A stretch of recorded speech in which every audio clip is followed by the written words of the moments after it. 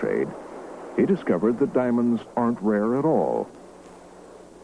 Well, what I learned was that the diamond business wasn't the business of extracting, as I originally expected, something of enormous value, and then simply seeing how much of this object you could get out of the ground and selling it.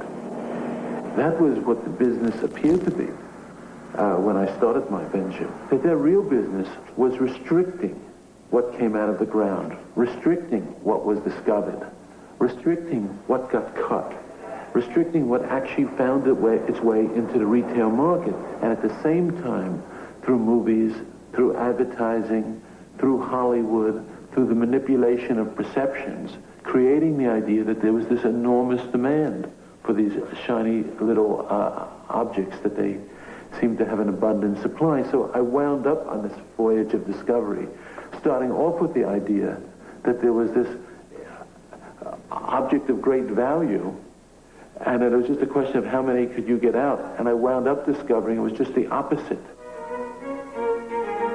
This is the story of